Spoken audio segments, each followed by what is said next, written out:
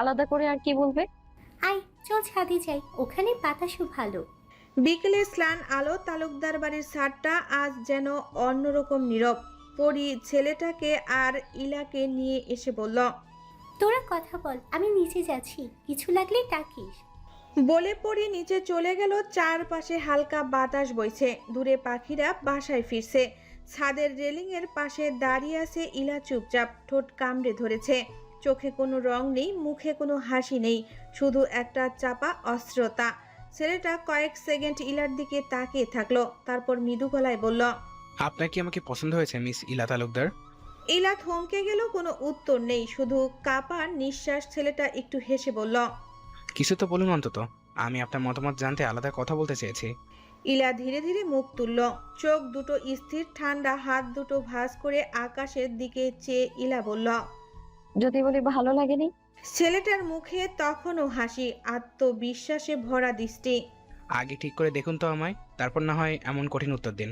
ইলা এবার পুরোপুরি তাকালো ছেলেটাকে দেখতে। ছেলেটার লম্বায় হয়তো 5 ফুট 11, ফর্সা চামড়া, ছোট করে কাটা চুল, চোখে দৃঢ়তা, কিন্তু মুখে এক অদ্ভুত শান্ত ভাব।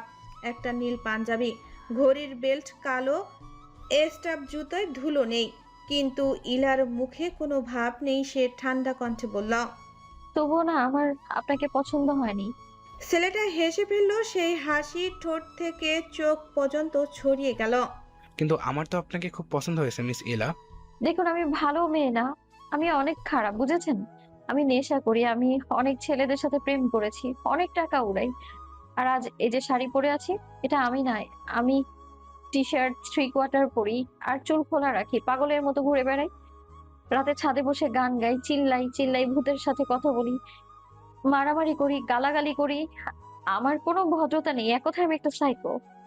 এই কথাগুলো ইলার কণ্ঠে ছিল এক রাশ রাগ, নিজের প্রতি ঘৃণা আর অদ্ভুত এক আত্মরক্ষা। যেন আগে থেকেই নিজেকে ছোট করে ফেললে অন্য কেউ আঘাত দিতে পারবে না। কিন্তু ছেলেটা থেমে গেল না, বরং তার চোখে আরো নরম একটা আলো ফুটল। আপনি 100টা প্রেম করলেও আমার কোনো প্রবলেম নাই। আর আপনি যদি নেশা করেন, টাকা উড়ান, টি শার্ট পরেন, তাতেও আমার কিচ্ছু যায় আসে না। এখন এইগুলো কমন ব্যাপার। আর সাইকো মেয়ে আমার অনেক ভালো লাগে। ইলা কিছুটা চমকে তাকালো। ছেলেটা যেন একেবারে অচেনা ভাষায় কথা বলছে। এত শান্তভাবে কেউ কখনো ওকে এভাবে বলবে ইলা এটা বুঝেনি। মানে? মানে আপনি যেমন আছেন ঠিক তেমনভাবেই পছন্দ করেছি। আমি উপরের দেখা খারাপ মানুষটাকে না, আপনার ভেতরে লুকানো ভালো মানুষটাকে দেখতে পাচ্ছি। ইলার বুকের ভেতরটা কেমন জানি কেঁপে উঠল, চোখ নামিয়ে নিল, মনে মনে বলল, এ ছেলে তো নাছোড়বান্দা। এমন কথা কেউ বলে? এত কিছু জানার পরেও বলে বিয়ে করবে? ছেলেটা হেসে বলল, আপনি জানেন আমি আপনার চোখে একটা গল্প দেখতে পাচ্ছি, এমন গল্প যেটা কেউ বোঝে না, কিন্তু আমি বুঝতে চাই। ইলা কিছু না বলে পাশের দেওয়ালে হেলান দিল, মুখে এক ঝলক তাচ্ছিল্য আনলো, তারপরে ছেলেটার দিকে তাকিয়ে বলল, আরে আপনি তো অনেক কথা বলেন। আপনার পেশা কি? মানে আপনি কি করেন? ছেলেটা এবার গলা পরিষ্কার করে হালকা গম্ভীর গলায় বলল, যাক, একটু তো আমার প্রতি কিউরিয়াস হলেন, এতেই আমি খুশি। আমি আর্মিতে জব করি। ইলার চোখ বড় হয়ে গেল, কিছুক্ষণ চুপ করে তাকিয়ে রইল ছেলেটার দিকে। হঠাৎ তার বুকের ভেতর অদ্ভুত এক ভয় কাজ করলো। এই মানুষটা মজার ছলে কথা বলছে না, সত্যি সিরিয়াস। ইলা অবাক হয়ে ছেলেটাকে জিজ্ঞেস করলো, আপনি আপনি আর্মি? হ্যাঁ, বাংলাদেশ আর্মি। আমি ঢাকাতে পোস্টেড আছি, কয়েকদিনের জন্য ছুটিতে এসেছি। তাই আব্বু আম্মু চাই বিয়ে করে নেই। এবার আর আজ প্রথম আপনাকে দেখতে এসেছি, পছন্দ হয়ে গেল। ইলা একটু হাঁপ ছেড়ে বলল। তাই তো আপনার চোখে সেই ডিসিপ্লিনটা বোঝা যাচ্ছে। ছেলেটা মুস্কি হাসলো, চোখ সরিয়ে বলল, আমি ভাবিনি এমন একটা মেয়েকে দেখবো যে নিজের খারাপ দিকগুলো এত সহজে বলে দেয়। জানেন, honesty is the rarest beauty. ইলা ঠোঁটে কাপা হাসি আনলো। তাহলে আপনি ভুল মানুষকে পছন্দ করেছেন। ছেলেটা এক পা এগিয়ে ইলার কাছে এসে বলল, আমি ভুল মানুষকে না, সঠিক মানুষকে ঠিক সময় চিনেছি। ইলা কিছু বলতে পারলো না। ইলা এক পা পিছিয়ে আসলো। ইলার চুলগুলো মুখে উড়ে এলো বাতাসের কারণে। সে মুখ ঘুরিয়ে আকাশের দিকে তাকালো। সূর্য তখন ডুবে যাচ্ছে, কমলা আলো ছাদের কিনায় ছুঁয়ে যাচ্ছে। ছেলেটা আস্তে বলল, আমি জানি আপনি এখন কাউকে বিশ্বাস করেন না, কিন্তু যদি কখনো সুযোগ দেন, আমি প্রমাণ করতে চাই ভালোবাসা সত্যি অনেক সুন্দর।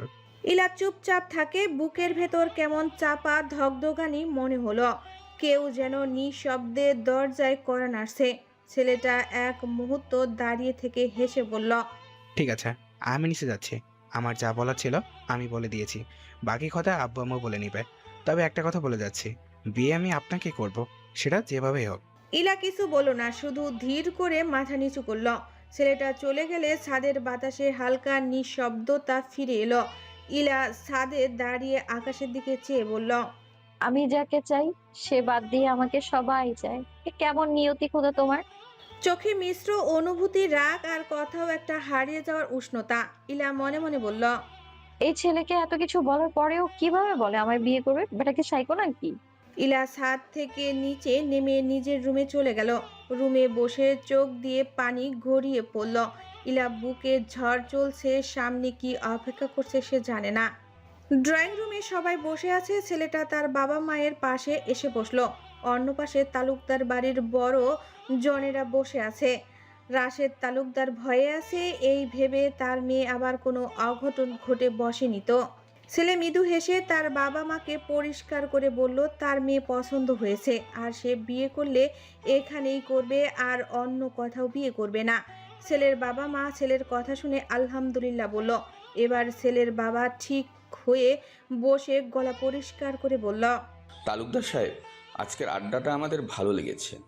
আপনারা সবাই অনেক আন্তরিক, আর আমার ছেলের ইলাকে অনেক পছন্দ হয়েছে।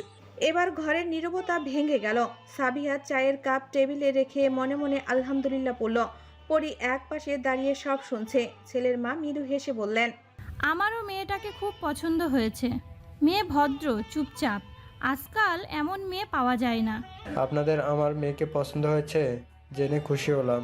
আমাদেরও আপনাদের ছেলেকে পছন্দ হয়েছে।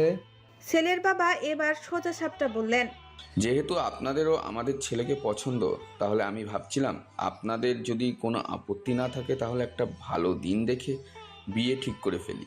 যেহেতু আমার ছেলেও রাজি, তাই আমরা আর সময় নষ্ট করতে চাই না। সাবিহা এই মুহূর্তে দোটানায় পড়লেন। মুখে হাসি রাখলেও চোখে ভয়ের ছাপ স্পষ্ট। কখন জানি ইলা বম ব্লাস্ট করে। সাবিহা একটু দ্বিধায় বললেন, আসলে আপনারাই বলুন কবে ডেট করলে ভালো হবে আপনাদের কাছে। ছেলের মা মৃদু স্বরে বললেন, আমরা চাই তাড়াতাড়ি হোক। ছেলেটার আবার ছুটি শেষ হয়ে গেলে কবে আসবে না আসবে তার আগেই যদি বিয়েটা হয়ে যায় তো ভালো হয়। আজকের দিনে ভালো মেয়েরা তো সহজে মেলে না। ঘরে হালকা চাপা গুঞ্জন। রাশেদের বড় ভাই করিমউদ্দিন তালুকদার একটু গম্ভীর মুখে সামনে ঝুঁকে বললেন, দেখুন, আপনাদের আন্তরিকতা আমরা বুঝতে পারছি, তবে এখনই কিছু বলাটা হয়তো ঠিক হবে না। আমাদের মেয়ের মতামত জানা দরকার।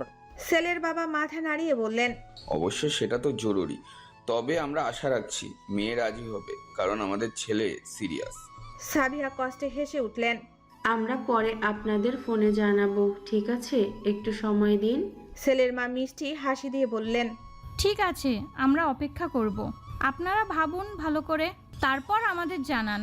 এই বলেই তারা উঠলেন। সবাই দরজার দিকে এগোচ্ছে, কিন্তু ছেলেটা একবার পেছনে তাকালো। সিঁড়ির ধারে দাঁড়িয়ে আছে ইলা। মুখে কোনো রং নেই, কিন্তু চোখ দুটো স্থির।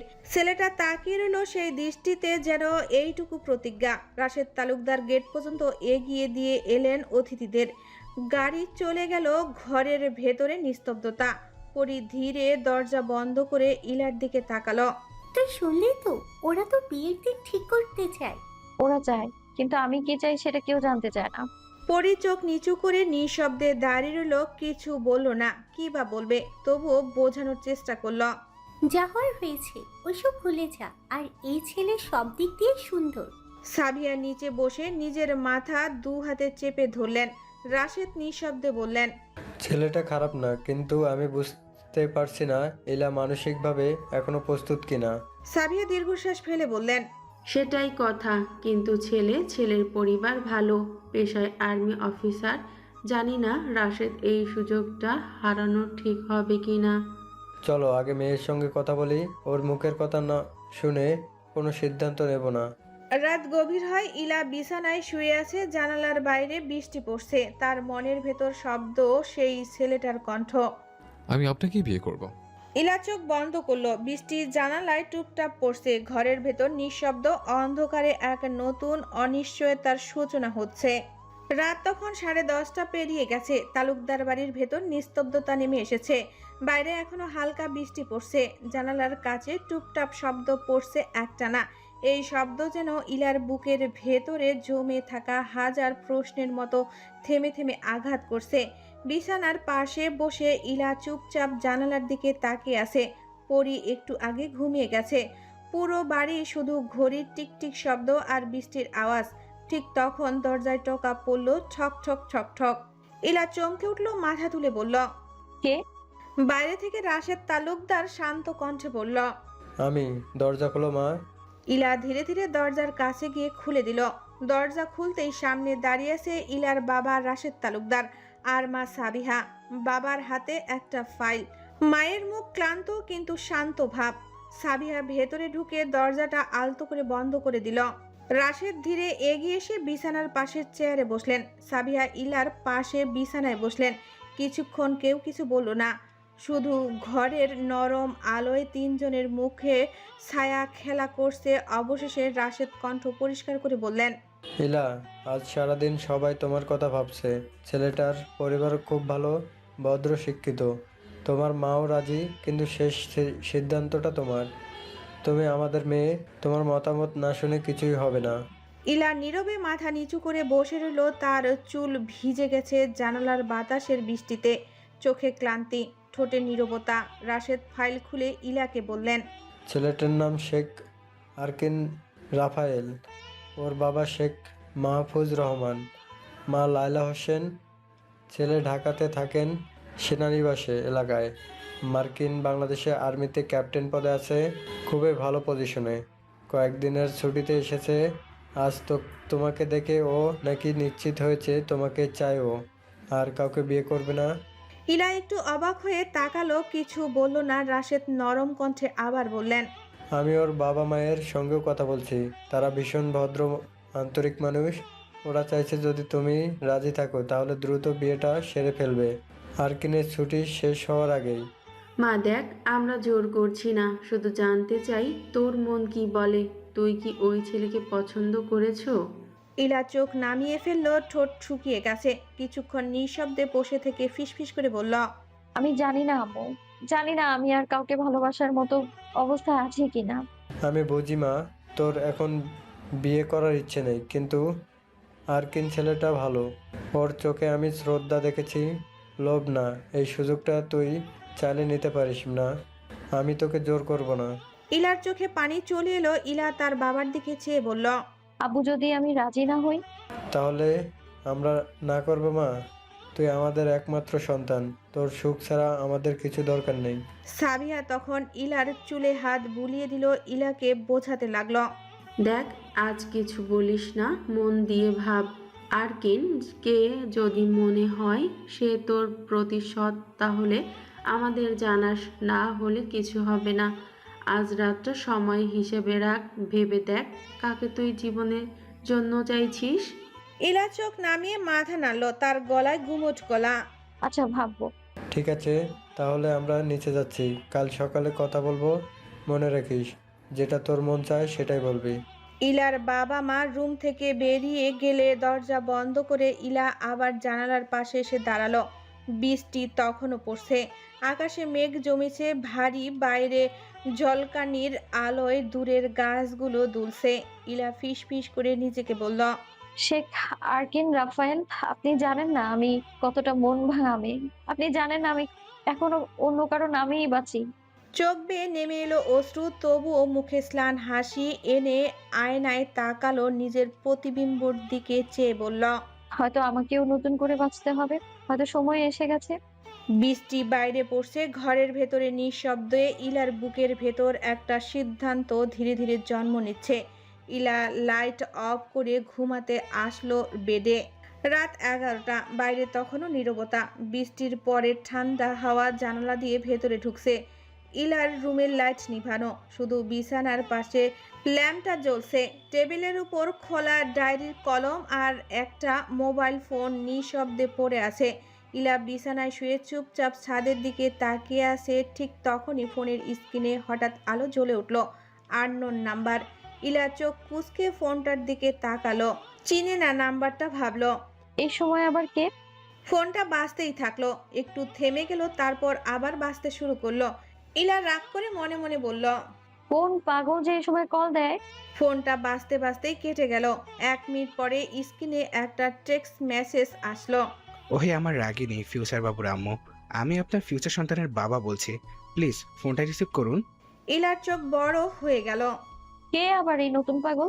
সে চোখ ঘুরিয়ে ফোনটা রেখে দিল, কিন্তু মাত্র কয়েক সেকেন্ড পরেই আবার ফোনে রিং হলো।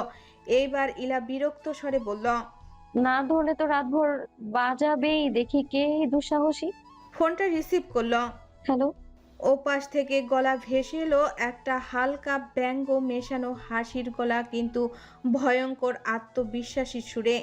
আসসালামু আলাইকুম আমার রাগিনী রানী, অবশেষে ফোন ধরলেন। জানেন কতক্ষণ ধরে মন খারাপ করে বসে আছি। আপনি কে? ওহ, আমায় চিনতে পারলেন না? আমি তো আপনার নতুন ভালোবাসা শেখ আরকিন রাফায়েল। আগামীতে আপনি যাকে বিয়ে করতে যাচ্ছেন, মানে আপনার ফিউচার অ্যাক্সিডেন্ট। আপনি কি এভাবে যে কারোর সাথেই কথা বলেন? না না, সবার সাথে না, শুধু যাদের হাসি দেখলে আমার বুকে বজ্রপাত হয় তাদের সাথে। ইলা কানের কাছ থেকে ফোনটা দূরে সরিয়ে আস্তে করে বলল, পাগল? ধন্যবাদ প্রশংসা করার জন্য। আপনি হয়তো জানেন না, পাগলদের সাথেই পৃথিবীর সবচেয়ে সুন্দর গল্পগুলো মানুষ করে থাকে। আপনি জানেন এখন রাত 11টা বাজে? এই সময় ফোন দেওয়ার মানেটা কি? মানে আপনি ঘুমিয়ে গেলে আমি কাকে মিস করব, সেটা ভেবে ভয় পেয়েছিলাম, তাই কল দিলাম। আপনি আমার নাম্বার পেলেন কার কাছে? আমার আম্মু আপনার আম্মু থেকে চেয়ে নিয়েছে, তাই আপনার সাথে কথা বলার জন্য ফোন দিলাম। আপনার মনে হয় আমি ফ্রি আছি? সারা রাত আপনার বাজে কথা শুনবো আমি? বাজে কথা না মিস রাগিনী, এই কথাগুলো একদিন আপনাকে ঘুমাতে না দিয়ে জাগিয়ে রাখবে, দেখবেন। আমি এখন ফোন রাখছি। রাখেন, কিন্তু মনে রাখবেন ফোন রাখলে আমিও এক্সারসাইজ শুরু করে দিব। মানে? মানে আপনি ফোন রাখবেন, আমি আপনার কথা ভেবে পুশ আপ দিব আমাদের অনাগত সন্তানদের জন্য। ইলা থেমে গেল কয়েক সেকেন্ড। মাথায় আগুন উঠে গেল ইলার। শাওনের মজার কথা ছাড়া বাকি সব ছেলেদের এসব ফ্লাটিং বিষের সামনে লাগে, তবুও ইলা ঠান্ডা কণ্ঠে বলল, আপনি নিশ্চিত তো আর্মিতে কাজ করেন, নাকি কোনো সার্কাসে কাজ করেন আপনি? আমি আর্মিতে আছি, কিন্তু আপনার সামনে দাঁড়ালে নিশ্চয়ই সার্কাস ক্লাউনের মতোই আচরণ করব, কারণ আপনার একটুখানি হাসি দেখার ইচ্ছা হয়েছে আমার খুব। ইলা একদম চুপ, মনে মনে বলল, এই মানুষটা এমন সাইকো কেন? আপনার এইসব কথা আমার ভালো লাগে না। অন্যরকমে আপনি, বাকিরা আমার মুখে প্রশংসা শুনে গলে যায়, আর আপনি রেগে যান, তাই তো আপনাকে পছন্দ করেছে। আমি রেগে যাই না, বিরক্ত হই আমি। তাহলে দারুণ, মানে আপনি আমার উপর রিয়াকশন দিচ্ছেন, তার মানে আপনি ইন্টারেস্টেড। প্রথম ধাপ পেরিয়ে গেলাম তাহলে। কি আজব মানুষ আপনি। আজব? আহ, প্রথম কমপ্লিমেন্ট। আমি তো ভেবেছিলাম আপনি বলবেন কি কিউট। ইলা একটু চুপ করে রইল। রাগে ইলার মাথা ফেটে যাচ্ছে। শুধু তার মাকে কথা দিয়েছে কোনো প্রকার ঝামেলা করবে না, তাই চুপচাপ আছে এখনো। এক দীর্ঘশ্বাস ফেলে ইলা তারপর বলল, আপনি কি সব মেয়েকেই এমন ভাবে পটান? না, শুধু যাদের চোখে যুদ্ধ দেখি কিন্তু মুখে শান্তির গল্প থাকে তাদেরকেই। এই কথায় ইলা থেমে গেল। বুকের ভেতর কেমন জানি কেঁপে উঠল। সে কথাটা লুকাতে রাগী সুরে বলল, শুনেন, এত নাটকীয় ডায়লগ আমার সামনে বলবেন না। আচ্ছা সিরিয়াস মানুষ, তাহলে বলুন আপনি কি চান? আমি কাল ফেসবুকে স্ট্যাটাস দিয়ে সবার সামনে ঘোষণা দেই আমি ইলা তালুকদারের প্রেমে পড়েছি? আপনি এমন পাগলামো করবেন না দয়া করে। করব না, যদি আপনি বলেন আপনি আমাকে পছন্দ করেছেন। আমি বলে দিয়েছি আপনাকে, আমি আপনাকে পছন্দ করি না। সেটা বলছেন মুখে, কিন্তু আপনার চোখ এখন মিথ্যা বলছে। ইলা থমকে গেল। হঠাৎ বুঝতে পারলো তার গাল গরম হয়ে উঠেছে। আপনি এখন ফোন রাখেন, আমি ঘুমোতে চাই। ঠিক আছে রাখছি, কিন্তু একটা কথা মনে রাখবেন। কি কথা? আপনি ঘুমানোর আগে চোখ বন্ধ করবেন, আমি তখনও চোখ খুলে থাকবো, কারণ আমি এখনো বিশ্বাস করি আপনি রাগ করে থাকলেও আমার নামটা একবার মনে করবেন। ইলা কিছু না বলে ফোনটা কেটে দিল, কিন্তু ফোন রাখার পর বুকের ভেতর কেমন যেন শব্দ হলো, একটা মৃদু ধুকপুকানি, যা সে নিজেও বুঝতে পারল না। বিছানায় শুয়ে জানালার বাইরে তাকালো। বাতাসে পর্দা উঠছে, আকাশে আধো চাঁদ। মনে মনে বলল, এই মানুষটা সত্যিই পাগল, কিন্তু অদ্ভুত ভাবে কথা বলে। ফোনটা তখনও লাইট জ্বলছে। স্ক্রিনে একটা নতুন মেসেজ। শুভরাত্রি আমার রাগিনী, কাল আমার সাথে একটু দেখা করবেন? ইলা রিপ্লাই দিল, কোনোদিনও না। অন্য পাশ থেকে আর কোনো মেসেজ আসলো না। রাতটা নিঃশব্দে কেটে গেল। কিন্তু ইলার মনে শুরু হলো এক অদ্ভুত নতুন অধ্যায়। সূর্যের আলো জানালা দিয়ে ঘরে ঢুকতেই ইলা উঠে ফ্রেশ হয়ে নাস্তা করতে চলে গেল। টেবিলে গরম খিচুড়ির গন্ধ ছড়িয়ে পড়েছে। ইলা মা বসে আছেন টেবিলের পাশে। পাশে ইলার বাবা, বড় বাবা, ইলার বড় মা, ইলার মেজো বাবা, পরি সবাই নীরবে নাস্তা খেতে বসেছে। চামচ দিয়ে ডিমের কুসুম নেড়ে চেড়ে খাচ্ছে, চোখে কেমন এক ক্লান্ত ভাব। ইলা, আরকিন ছেলেটা তো ভালোই মনে হলো, তুই কি ভেবে দেখেছিস? ইলা হঠাৎ থেমে গেল, হাতের চামচটা প্লেটের উপর ঠক করে পড়ল। চোখের দৃষ্টি নিচের দিকে নেমে গেল। রাশেদ সেটা বুঝতে পেরে ইলার মায়ের উপর রেগে গেল। এখন এসব কথা বলার সময়? মেয়েটা কলেজ থেকে আসুক, তারপর না হয় বলো। সকাল সকাল মাথা খারাপ করে দিও না তো। আমি তো শুধু জিজ্ঞেস করলাম। চুপ থাকো, ওর মুখের দিকে দেখো একবার। মেয়েটা কতটা অস্বস্তিতে আছে বোঝো না? ইলা নিঃশব্দে চেয়ার ঠেলে উঠে দাঁড়ালো। কিছু না বলে নাস্তার টেবিল থেকে উঠে চলে গেল। প্লেটের খাবার ঠান্ডা হয়ে রইল আর ইলার চামচটা গড়িয়ে মেঝেতে পড়ল। ইলা রেডি হয়ে কলেজে চলে গেল। রোডটা তখন কিছুটা নরম হয়েছে। ইলা ক্লাস শেষ করে কলেজ গেটের সামনে যেতে লাগলো। মেয়েরা দল বেঁধে যাচ্ছে, কেউ বাস ধরছে, কেউ চায়ের দোকানে আড্ডা দিচ্ছে। ইলা হাঁটতে হাঁটতে ফোনে কিছু স্ক্রল করছে। তখনই একটা নীল রঙের বাইক গেটের সামনে এসে ব্রেক চাপলো। ইলা চমকে উঠল। বাইক থেকে নামলো লম্বা ফর্সা হাস্যোজ্জ্বল মুখের একজন। হেলমেট খুলতেই দেখা গেল আরকিন। ফিট শার্ট, কালো সানগ্লাস, চোখে দুষ্টুমি। আপনি এখানে কেন? আপনি দেখা করতে চাইলেন না, তাই ভাবলাম একটু আপনাকে ফোর্সফুলি তুলে নিয়ে যাই। এবার উঠুন, যাওয়া যাক। আমি আপনার সাথে কোথাও যাব না। ধুর বাবা, আমি কি জোর করে বিয়ে করে ফেলবো নাকি? শুধু এক কাপ চা খাওয়াবো, তাতেই ভয় লাগে নাকি?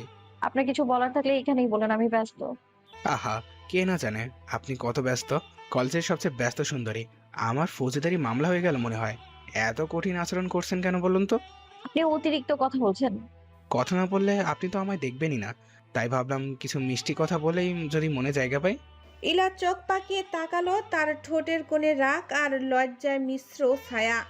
আপনি কি ভাবেন আমি আপনাকে পছন্দ করি নাকি? আপনি না করলে হবে, আমি তো আপনাকে পছন্দ করি। আপনি নিজেকে নিয়ে অতিরিক্ত ভাবেন। না, আপনি আমার কাছে অতিরিক্ত সুন্দর, যাকে একবার চোখে দেখে চোখ ফেরাতে পারি না আমি। ইলা একদম চুপ। তার বুকের ভেতরটা কেমন যেন ধকধক করছে, কিন্তু মুখে বলল, আপনি খুবই বিরক্তিকর একটা মানুষ। সেটা আমি জানি, কিন্তু জানেন, আমার এই বিরক্তিকর দিকটাই আপনার শান্ত জীবনে একটা রং এনে দিবে। ইলা চোখ ঘুরিয়ে অন্যদিকে তাকালো, তবুও ঠোঁটের কোণে সামান্য হাসি লুকিয়ে ফেলতে পারল না। আরকিন হেলমেট পরে বাইকে উঠল। ঠিক আছে, এখন উঠুন, বাকি কথা চা খেতে খেতে বলা যাবে। কোথায় যাবেন? সামনে লেকের পারে। আপনি যান, আমি রিক্সা করে যাচ্ছি। ইলা একটা রিক্সা ডেকে উঠে পড়ল। রিক্সাওয়ালাকে বলল লেকের ধারে যেতে। আরকিন হালকা হাসি দিয়ে বাইক স্টার্ট করলো। ইলা রিক্সার পেছনে পেছনে যেতে লাগলো। মনে মনে বলল, এই ছেলেটা যতটা পাগল দেখছি তার চেয়েও বেশি জেদি। লেকের পাড়ে হালকা বাতাস বইছে, জলরাশির উপর ঝিলমিল করছে বিকেলের আলো। চারপাশে অদ্ভুত শান্ত একটা পরিবেশ, কেবল মাঝে মাঝে কফির স্টলের কেটলির শব্দ আর দূরে কয়েকটা দম্পতির হাসি। এক পাশে বেঞ্চে বসে আছে ইলা ও আরকিন। দুজনের হাতের কাপ থেকে ধোঁয়া উঠছে চুপচাপ। কেউ কিছু বলছে না। হাওয়ায় ইলার চুল আলগা হয়ে গাল ছুঁয়ে যাচ্ছে। আরকিন একটু হেসে কাপটা নামিয়ে বলল, তো বলুন মিস ইলা তালুকদার, এখনই কি রাগ কমলো না আমার উপর থেকে? রাগ না, আমি কিছু বলতে চাই আপনাকে। বলুন, আমি শুনছি। বিয়ের পরও এমন মনোযোগ দিয়ে শুনবো ইনশাল্লাহ। আমি আপনাকে বিয়ে করতে চাই না। আরকিন চুপ হয়ে গেল। বাতাস কেমন জানি থেমে গেল। দূরে এক কুকুর ঘেউ ঘেউ করে উঠল।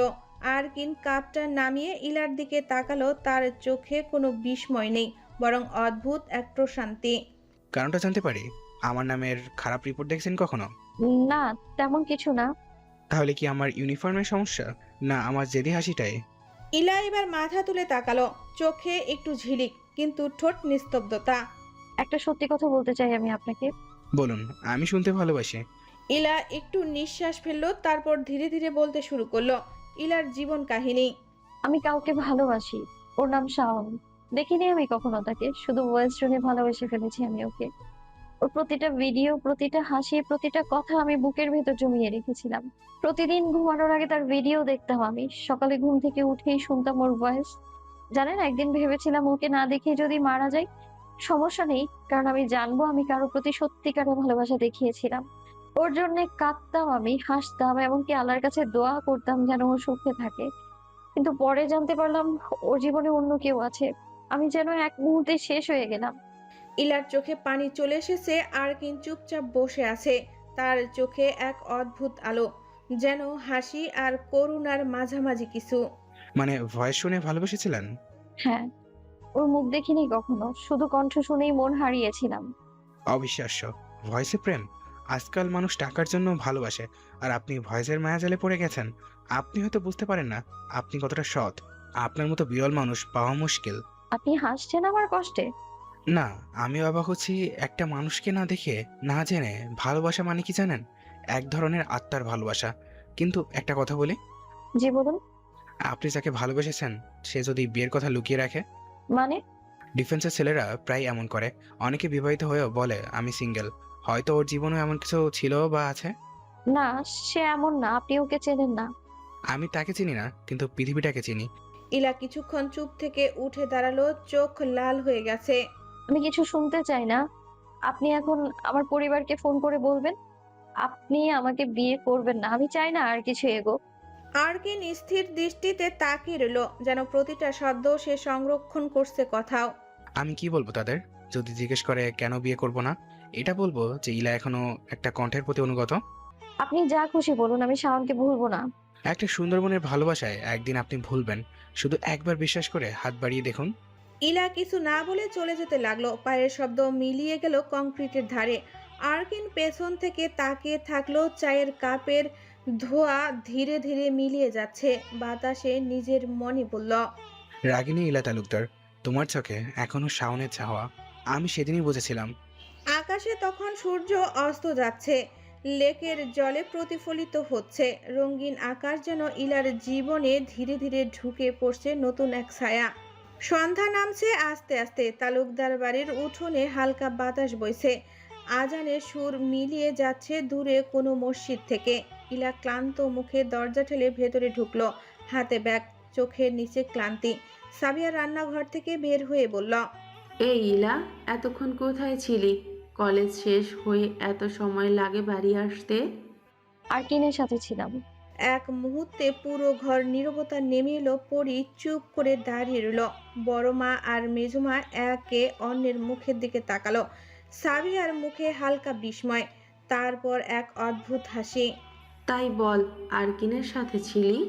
বাহ, তাইলে তো ভালো খবর আছে। আমি ভাবতেছিলাম তুই হয়তো এখনো মন খারাপ করে আছিস, কিন্তু এখন বুঝতেছি আমার মেয়েটা বড় হচ্ছে।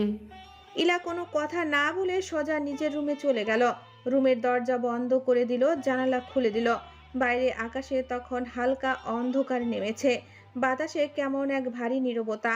ইলা আয়নায় তাকালো, নিজের মুখে কোনো হাসি নেই। ধীরে ধীরে ফিসফিস করে বলল, সবাই ভাবে আমি ঠিক আছি, কিন্তু আমি তো এখনো ঠিক হইনি। রাত 9টা নাগাদ সবাই ডিনারের টেবিলে বসেছে। রাশেদ তালুকদার, তার বড় ভাই, মেজো ভাই সবাই আছে। খাওয়া শেষ হতে না হতেই রাশেদ গম্ভীর গলায় বলল, ইলামা, একটা কথা ছিল। আরকিনের ব্যাপারে তোর কি মতামত? ইলা চামিচটা নামিয়ে রাখলো। এক মুহূর্ত নীরব, তারপর নিচু গলায় বলল, আমি বিয়ে করব না আব্বু। টেবিলের উপর যেন মুহূর্তেই একটা বজ্রপাত পড়ল। সবাই অবাক, কেউ কথা বলছে না। সাবিয়া প্লেট সরিয়ে উঠে দাঁড়ালো, চোখ লাল। আবার বল, কি বললি তুই? আমি এখন বিয়ে করতে চাই না।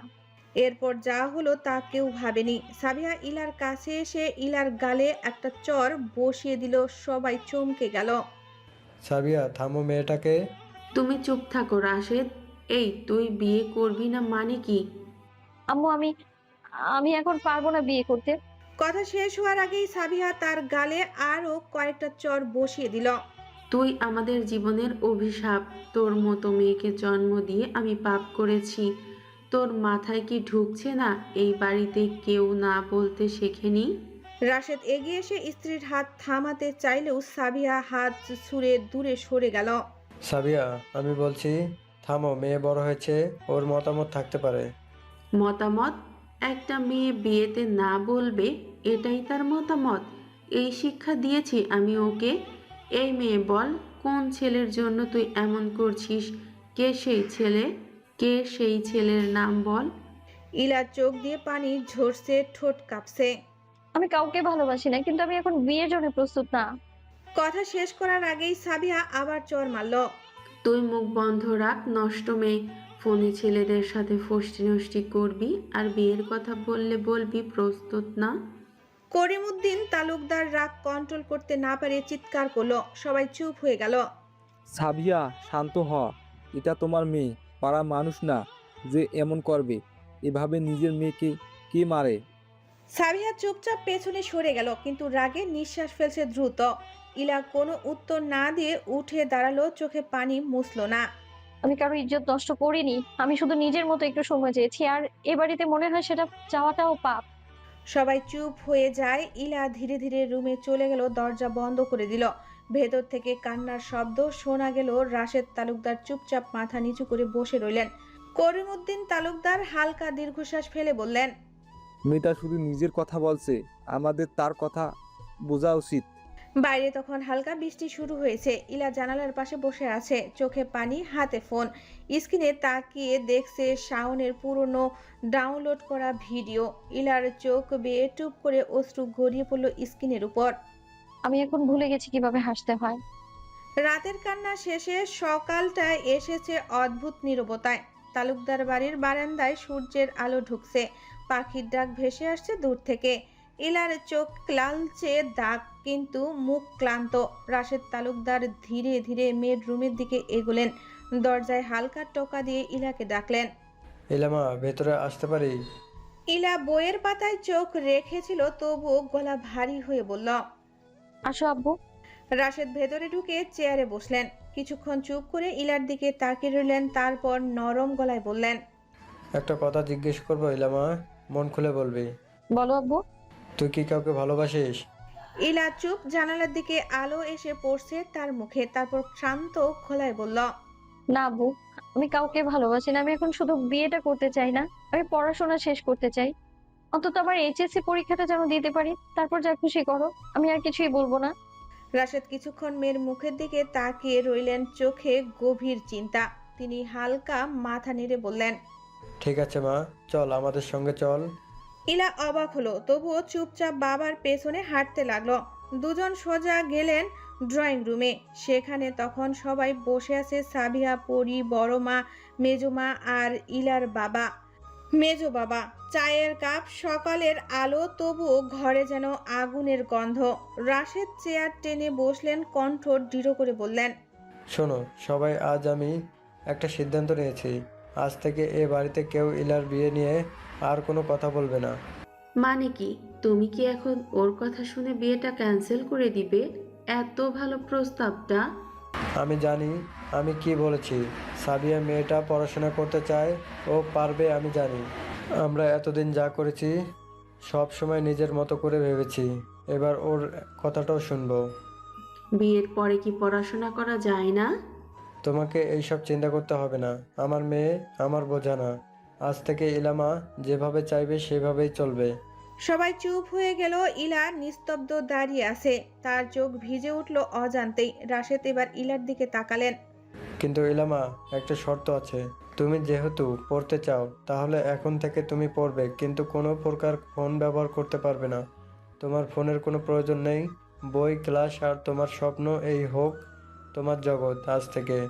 ইলা চুপ করে বাবার চোখে তাকালো, তারপর ধীরে মাথা নেড়ে বলল, ঠিক আছে আব্বু, আমি রাজি। রাশেদ হালকা হাসলেন, কিন্তু সেই হাসিটা ছিল গম্ভীর ও ভারী। ইলা আর কিছু না বলে চলে গেল সেখান থেকে। সাবিয়া পাশে বসে রাগে চুপচাপ চোখ ফিরিয়ে নিল। রাশেদ শান্তভাবে বললেন, সাবিয়া, তুমি বলেছিলে ইলার কারোর সঙ্গে সম্পর্ক আছে। আমি ওকে নিজের মুখে জিজ্ঞেস করেছি, ও না বলেছে। আমি আমার মেয়ের উপর বিশ্বাস রাখি, তবু ও তোমার কথা ভুল প্রমাণ করার জন্য আমি ফোনটা নিয়ে নিলাম। এখন দেখা যাক ও নিজের জীবনটা কিভাবে সাজায়। সাবিয়া কিছু না বলে মাথা নিচু করে রইল, রাগে ঠোঁট কামড়াচ্ছে। চোখ লাল হয়ে উঠেছে। রাশেদ উঠে দাঁড়ালেন, তারপর ফোনটা হাতে নিয়ে আরকিনের বাবাকে কল দিলেন। আসসালামু আলাইকুম ভাই, আমি রাশেদ তালুকদার বলছি। একটা বিষয় নিয়ে কথা বলতে চাচ্ছিলাম। ওয়ালাইকুম আসসালাম ভাই, বলেন। আপনাদের ফোনের অপেক্ষাতেই ছিলাম।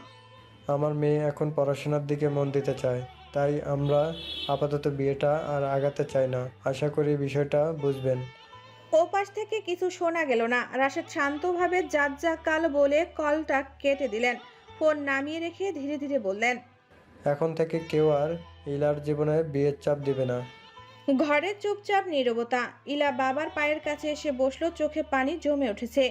রাশেদ ইলার মাথায় হাত বুলিয়ে বললেন, তোর বাবা থাকতে আর তোর কোনো ভয় নেই মা। আম্মু, এভাবেই আমার মাথার উপরে বটগাছের মতো ছায়া হয়ে থেকো। মেয়েরা যে শুধু সংসারের জন্য জন্মায় না, নিজের স্বপ্নের জন্য জন্মায়। এখন সেটা তুই প্রমাণ করবি ইলামা। ইলার চোখে ঝিলমিল করছে পানি আর দৃঢ়তা দুটোই। বাইরে তখন বিকেলের আলো ফিকে হয়ে আসছে।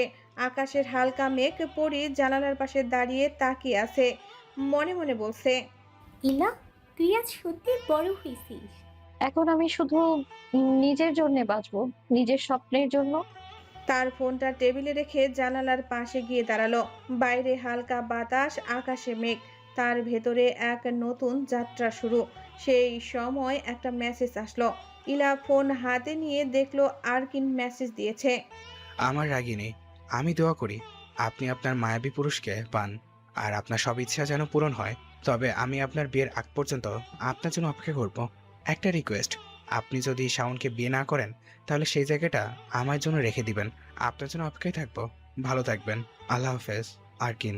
ইলা মেসেজটা পড়ে দীর্ঘশ্বাস ফেললো, তারপর নিজের মনে বলল, আমিও আজ লাস্ট একটা মেসেজ দিব শাওনকে।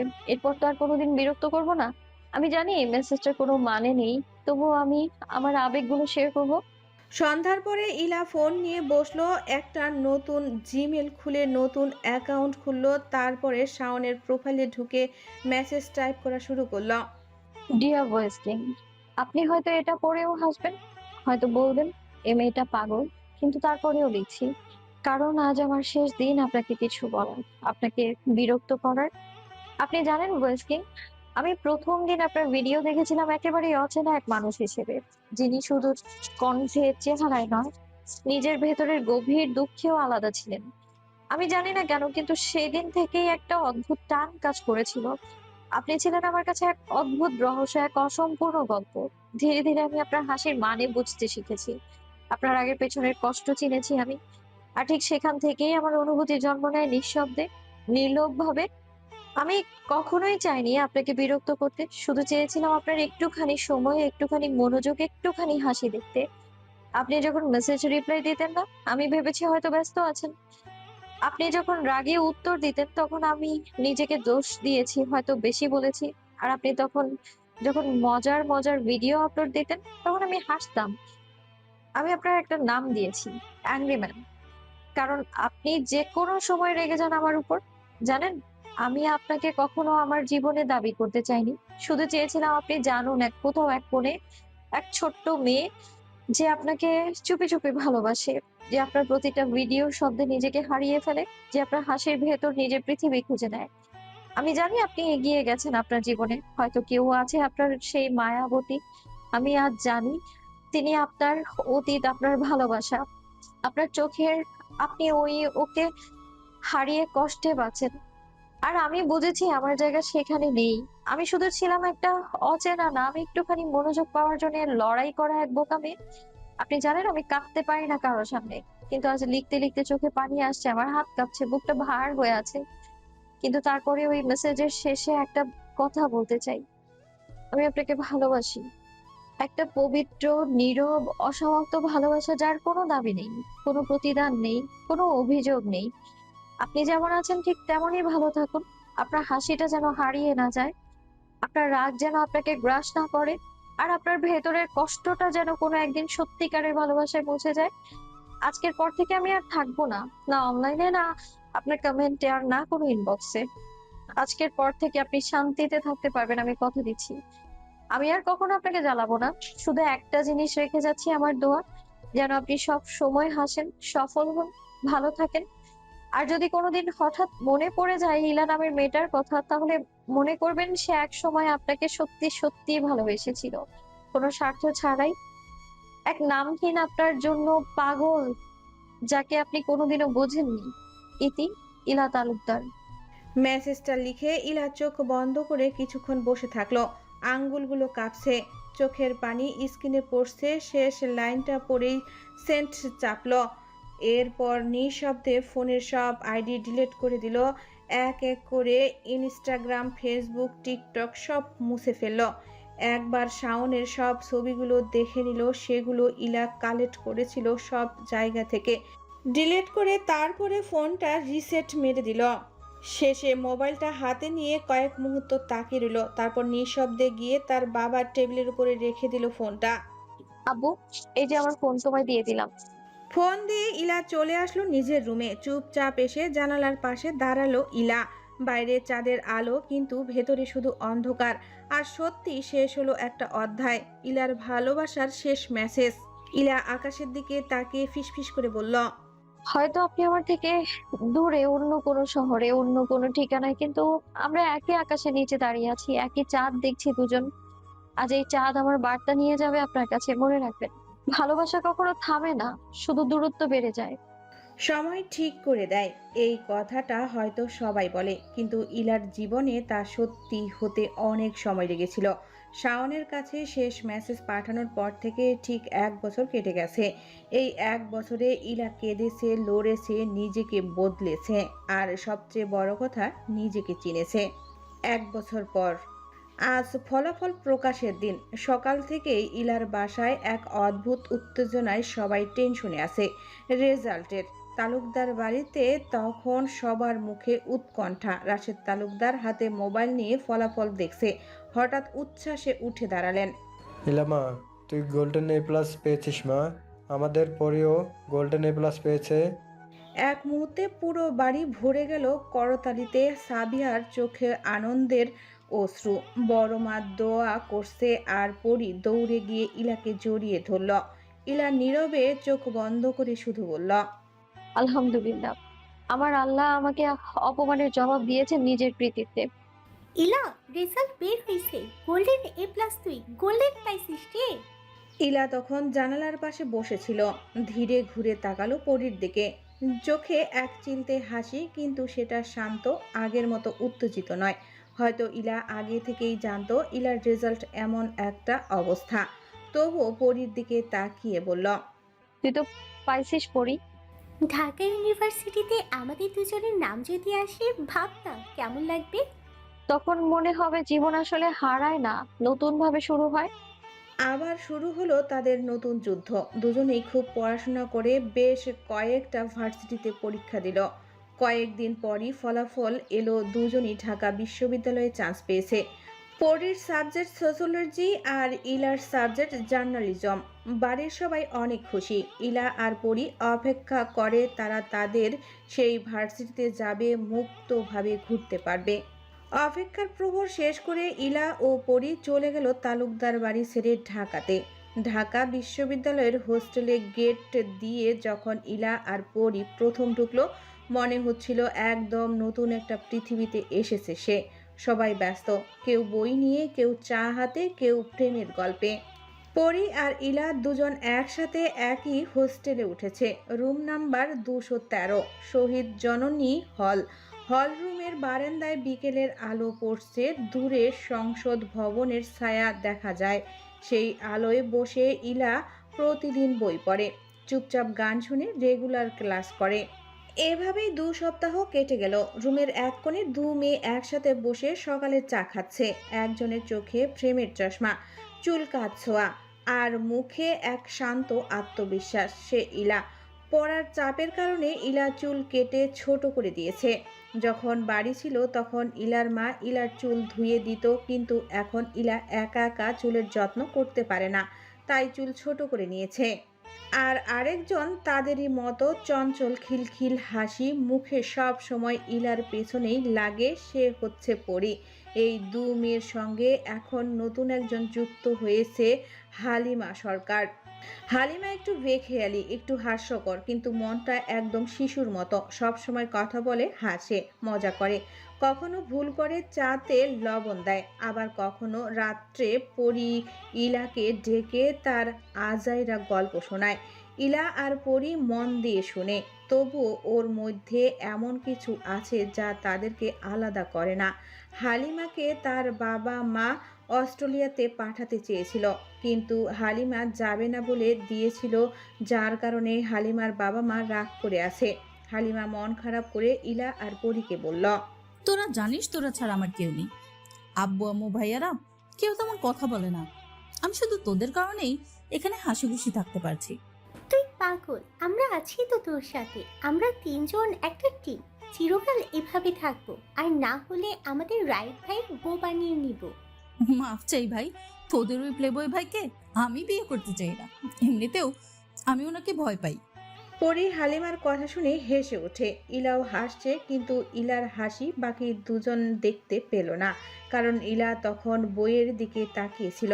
ইলা বইয়ের দিকে চোখ রেখেই বলল, হালিমা, তুই আমাদের হাসির কারণ। তুই আছিস বলে এই রুমটা বেঁচে আছে।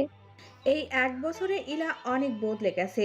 আগে সেই কান্না ভেজা নীরব মেয়ে এখন আত্মবিশ্বাসে ভরা। তার চোখে একটা দৃঢ়তা, মুখে নরম কিন্তু শক্ত হাসি। শাওন নামের মানুষটা এখন শুধু তার অতীতের একটা অধ্যায়। সে আর ফোনে ওয়ালপেপারে শাওনের ছবি রাখে না, না কোনো নোটবুকে এস অক্ষর লিখে রাখে। সে এখন নিজের জীবনের লক্ষ্য নিয়ে ব্যস্ত। একজন ভালো সাংবাদিক হবে, মানুষের গল্প বলবে, মানুষের গল্প শুনবে, কারণ এক সময় তার নিজের গল্প কেউ শুনেনি। ইলা এখন প্রতি সকালে ক্যাম্পাসের টাওয়ার ঘুরে বেড়ায়, হাতে নোটবুক, গলায় ক্যামেরা। আর পরি ও হালিমা মিলে হাসতে হাসতে ওকে বলে, আমাদের ইলা এখন পুরো রিপোর্টার লেডি। তোরাই তো আমার পাওয়ার এক, আমি একা কিছুই না। হালিমা চুপচাপ বিছানায় বসে বই পড়ছে, পরি পাশে বসে মোবাইল স্ক্রল করছে, আর ইলা জানালার ধারে বসে আকাশের দিকে তাকিয়ে আছে।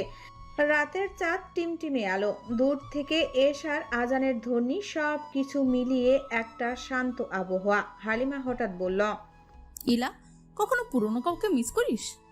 ইলা চুপ করে কিছুক্ষণ তাকিয়ে রইল বাইরে, তারপর মৃদু হেসে বলল, না রে, এখন কাউকে মিস করি না। হয়তো মাঝে মাঝে মনে পড়ে, কিন্তু কষ্ট লাগে না, কারণ আমি জানি আমার কষ্টগুলোই আমাকে আজকের আমি বানিয়েছে।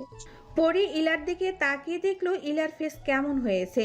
দেখে ইলার স্বাভাবিক আছে। পরি তখন হালিমার দিকে তাকিয়ে হেসে বলল, দেখলি, আমাদের ইলা এখন দার্শনিক হয়ে গেছে। তিনজন একসাথে হেসে উঠল। হাসিটা গড়িয়ে পড়ল জানালা দিয়ে চাঁদের আলোয়। হ্যাঁ, এই 1 বছরে ইলা শাওনের ভিডিওর কথা কোনো কিছুই কাউকে বলেনি। ইলা জানেও না শাওন এখন কোথায় আছে, কি করছে, বিয়ে করেছে কিনা, কিছুই জানে না, আর জানতেও চায় না। ইলা এখন জানে, জীবন শুধু ভালোবাসা হারানোর গল্প না, জীবন মানে নিজেকে ফিরে পাওয়ার গল্পও হতে পারে। শাওনের নাম এখন কোনো দাগ না, শুধু একটা শিক্ষা। আর পরি আর হালিমা, ওরা এখন ইলার পৃথিবী। ঢাকা বিশ্ববিদ্যালয়ের সেই হোস্টেলের ছাদের নিচে 3টা মেয়ে হাসি মিলে মিশে যায় শহরের কোলাহলে, যেন বলে দেয় এক সময় যারা ভেঙে গিয়েছিল তারাই একদিন সবচেয়ে উজ্জ্বল হয়ে ওঠে। একদিন গরম বিকেলটা একটু অস্বাভাবিক লাগছিল ইলার কাছে। ইউনিভার্সিটির ক্যাম্পাসের রাস্তাটা তখনও জনাকীর্ণ, গাছের পাতা গরম হাওয়ায় নড়ছে। ইলার হাতে একটা ফাইল, কানে এয়ারপোর্টে বাজছে তার প্রিয় গান, তুমি জানতে পারোনি তোমায় কত ভালোবেসেছি। চোখে রোদ পড়ছে আর সে হারছে নিজের জগতে হারিয়ে। সবার থেকে সবকিছু লুকালেও সত্যি বলতে ইলা এখনো শাওনকে নীরবে ভালোবেসে যায়। হয়তো সেটা প্রকাশ করে না, কিন্তু ইলা শাওনকে কখনো ভুলতে পারবে না, কারণ শাওন ইলার প্রথম ভালোবাসা ছিল আর আজীবন থাকবে। ইলা হাসছে নিজের মতো করে। পুরো দুনিয়া মনে হয় চুপ হয়ে গেছে। মাথায় তখন শাওন, পুরনো কষ্ট, নতুন লক্ষ্য, সব মিলে মিশে এক অদ্ভুত অনুভূতি সৃষ্টি হয়েছে। ঠিক এমন সময় পেছন থেকে এক বাইকে ছুটে আসছে ফুল স্পিডে, চালকের কণ্ঠে আতঙ্ক। হেই হেই মিস, সাইডে যান, হর্ন শুনছেন না? কিন্তু ইলার কানে তখনও এয়ারপোর্টে মিউজিক বাজার কারণে ইলা কিছুই শুনতে পারছে না। বাইক আর ইলার মধ্যে দূরত্ব মাত্র কয়েক ইঞ্চি। এই মনে হয় অ্যাক্সিডেন্ট হলো বলে ঠিক সেই মুহূর্তে কেউ একজন পেছন থেকে হাত বাড়িয়ে জোরে টেনে নেয় ইলাকে ধপাস। দুজনেই রাস্তার ধারে পড়ে গেল। ইলা পুরোটা সময় বুঝেই উঠতে পারল না কি ঘটল। সে নিজের ব্যাগটা ঠিক করে দ্রুত উঠে দাঁড়ালো। ইলা দেখলো বাইকটা চলে গেল। ইলা বুঝতে পারলো ছেলেটা তাকে বাঁচানোর জন্য এভাবে টান মারছিল। তাই ইলা ছেলেটাকে উদ্দেশ্য করে বলল, এক্সকিউজ মি, থ্যাংক ইউ। আপনি না টানলে হয়তো আমি আজ অ্যাক্সিডেন্ট করতাম। ছেলেটা উঠে দাঁড়ালো। ইলার কথা শেষ হবার আগেই ঠাস একটা তীব্র শব্দ। ইলা হতভম্ব, তার গালে জ্বালা ধরছে। চর মেরেছে ছেলেটা। ইলাকে এত জোরে মেরেছে মনে হচ্ছে কান দিয়ে ধোঁয়া বের হয়ে গেছে। কয়েক সেকেন্ড স্থির হয়ে রইল ইলা, তারপর চমকে বলল, এই যে মিস্টার, আপনি এত জোরে আমার মারলেন কেন? ছেলেটা 5 ফুট 11 ইঞ্চি উঁচু, ফর্সা, লম্বাটে মুখ, চোখ দুটি মাঝামাঝি আকারের, গভীর চাহনি, ভ্রুগুলো মাঝামাঝি ঘনত্বের, স্বাভাবিক আকৃতির, নাকটা সোজা, ঠোঁট দুটি পূর্ণ, নিচের ঠোঁটটি সামান্য বেশি মোটা, ঠোঁটের কালার গোলাপি, চুলগুলো কালো, মাঝারি আকারের, কপালের উপরে ঝুলে আছে, কালো টি শার্ট, হাতে ঘড়ি। ইলার আর বুঝতে বাকি রইল না এটা ভার্সিটির সিনিয়র কেউ। ইলার প্রশ্নের উত্তর দিতে ছেলেটি বলল, আমার নাম আরিয়ান খান, আর চটটা লাগার জন্য মেরেছে, যাতে নেক্সট টাইম রাস্তায় হাঁটার সময় মন অন্য কোথাও না থাকে। ইলা হা করে তাকিয়ে রইল তার দিকে, চোখে অবিশ্বাস, মুখে রাগ, আবার কথাও যেন একটা অদ্ভুত শিহরণ। মানে আপনি কে আমাকে এভাবে মারার আর আমাকে শেখানোর? আমি এমন একজন যে নিজের চোখের সামনে কাউকে মরতে দেখতে পারে না, আর যাকে বাঁচায় সে যদি ধন্যবাদ দিতে আসে তার আগে নিজের ভুলটা শেখানো আমার কাজ। আপনার এই শেখানোর ধরনটা একটু ব্যথাদায়ক হয়ে গেল জানেন। ব্যথা ছাড়া মানুষ কিছু শেখে না মিস। ইলা তালুকদার। ভালো নাম, কিন্তু নামের মতো মানুষের মিল নেই। আমার মনে হয় আপনি উগান্ডা থেকে এসেছেন। আপনি জানেন আমি কে? না, জানি না, আর জানতেও চাই না। তবে এই রাস্তায় আবার হেডফোন কানে দিয়ে হাঁটলে আমি ট্রাক এনে পিছিয়ে দিয়ে চলে যাব। ইলার আগে কাঁপছে, তবু কিছু বলতে পারছে না, কারণ ঢাকাতে সে নতুন আর ইচ্ছাও নেই কারো সাথে ঝামেলা করার। তাই নিজের রাগ কন্ট্রোল করে নিল। আরিয়ান হেলমেটটা হাতে তুলে বাইকের দিকে হাঁটতে হাঁটতে পেছনে না তাকিয়ে বলল, বাই দ্য ওয়ে, গালে লালচে দাগ পড়েছে, বরফ লাগিয়ে নেবেন। বরফ কি এখন আমার দাদু আমাকে এনে দিবে এখানে? সামনে দিয়ে একটা লোক আইসক্রিম নিয়ে যাচ্ছিল। আরিয়ান একটা আইসক্রিম কিনে ইলার দিকে এগিয়ে আসলো। এসে দেখে ইলার ফর্সা গালে আরিয়ানের হাতের 5টা আঙ্গুলের ছাপ উঠে গেছে। আরিয়ান গালে আইসক্রিম লাগাতে যেতেও কিছু ভেবে ইলাকে বলল, এই যে লাগিয়ে নিন, ভালো লাগবে কিছুটা। ইলা দাঁড়িয়ে রইল নিস্তব্ধ হয়ে। তার বুক ধকধক করছে, গাল এখনো জ্বলছে, কিন্তু মনে এক অদ্ভুত ঝড়, রাগ, অপমান আর অজানা কৌতূহলের মিশেল।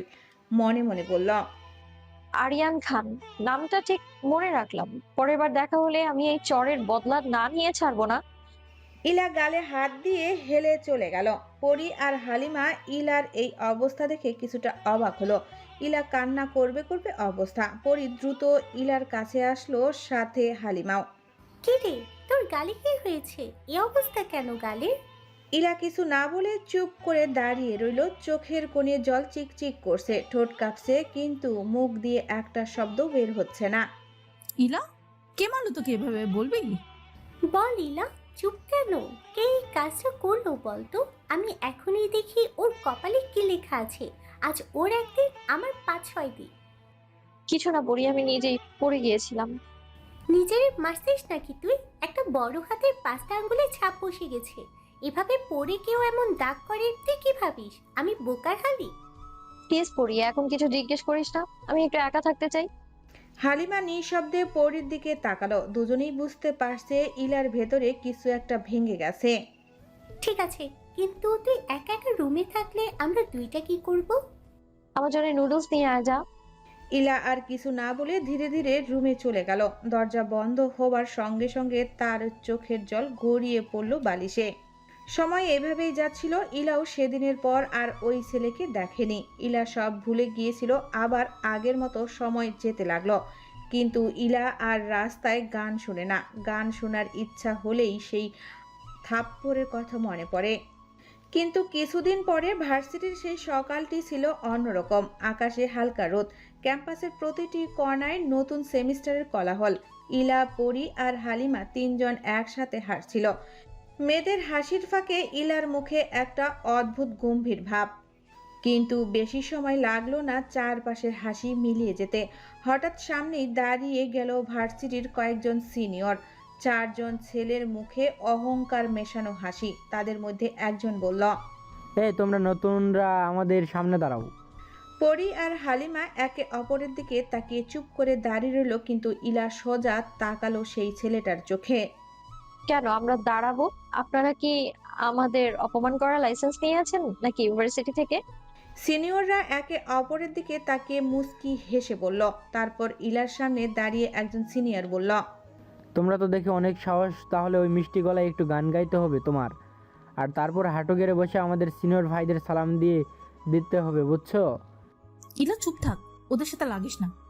কিন্তু ইলার চোখে রাগ আগুন জ্বলছে। ইলা এত সহজে ছাড়ার মেয়ে না।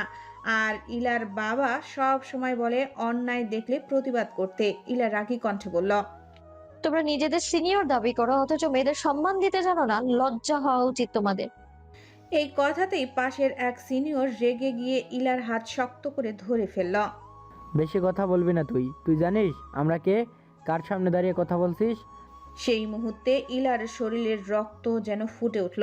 চোখের সামনে চোখগুলো লাল ঝাপসা হয়ে গেল।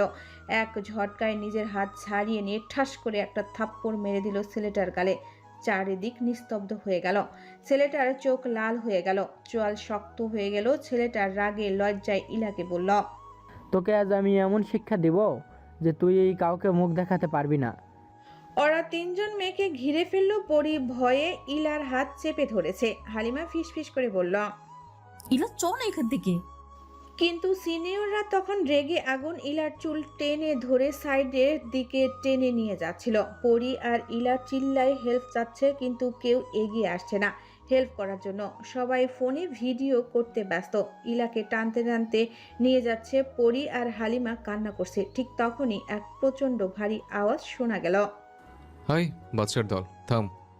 সবাই তাকালো সামনের দিকে। সামনে দাঁড়িয়ে আছে একজন ছেলে, উঁচু দেহ, কালো শার্টে, গাঢ় চোখ দুটো জ্বলছে, হাতে একটা ক্রিকেট ব্যাট। সে ধীরে ধীরে এগিয়ে এলো। তার চেহারায় এমন এক ভয়ঙ্কর শান্তি যে চারজন সিনিয়রের বুকের ভেতর কাঁপুনি ধরল। ব্যাটটা কাঁধে রেখে ছেলেটা উঁচু গলায় বলল, তন্তির পোলা, হাত ছাড় মেয়েটার। এক মুহূর্তের জন্য সবার নিঃশ্বাস বের হলো না। এমন এক অবস্থা। তার চোখে এমন কিছু ছিল যা না রাগ না ভয়, এবং এক ধরনের হুঁশিয়ারি যেটা কারো সাহস হয় না উপেক্ষা করার। সিনিয়ররা একে অপরের মুখ চেয়ে ধীরে ধীরে ইলার হাত ছেড়ে দিল। ইলা অবাক চোখে তাকিয়ে রইল সেই ছেলেটার দিকে। ইলার চিনতে বাকি রইল না ছেলেটাকে।